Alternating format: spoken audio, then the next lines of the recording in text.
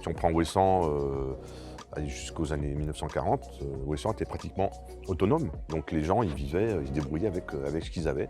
Et aujourd'hui, finalement, à Ouessant, on essaie de réimplanter de l'agriculture.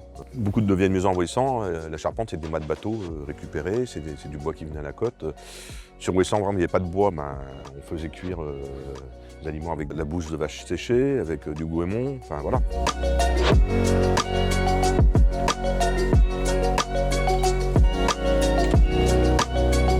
On a de la chance finalement d'avoir un système aujourd'hui très polluant, qui est une centrale thermique. Et le fait de ne pas être raccordé au continent, c'est peut-être considéré comme une forme de handicap, parce que ça nous oblige maintenant à nous impliquer à fond dans les énergies renouvelables. Et quand on fait une éolienne ici, c'est pas pour dire je vais revendre de l'électricité. On va faire ça parce qu'on en a besoin pour notre propre électricité.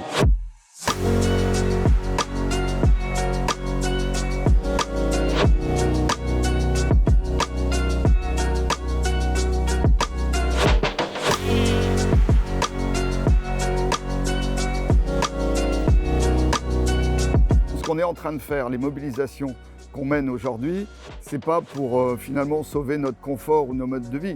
C'est d'abord pour éviter la guerre et un monde extrêmement tendu, qui déjà c'est beaucoup tendu. On a peut-être tendance, y compris nous, des fois à minorer le problème, à minorer la gravité de la situation. Or, ce qu'on est en train d'essayer de faire, c'est d'éviter un monde violent dans la deuxième partie du XXIe siècle. Aujourd'hui, les réticences, les résistances, que ce soit du monde économique classique qui veut rester sur le même modèle, soit d'une partie de la société qui finalement a peur de cette mutation, tout ça fait qu'on perd des années précieuses et qu'aujourd'hui, stabiliser le climat à moins de 2 degrés, par exemple, ça semble quasiment impossible. Je crois que cette question de rester mobilisé, de rester convaincu qu'il y a des solutions et que ces solutions vont nous améliorer la vie, y compris vont être des éléments de cohésion sociale, je crois qu'il faut continuer à l'asséner, à le dire, à l'expliquer, parce que moi je suis vraiment convaincu que le climato-fatalisme aujourd'hui nous fait plus de mal que les climato-sceptiques.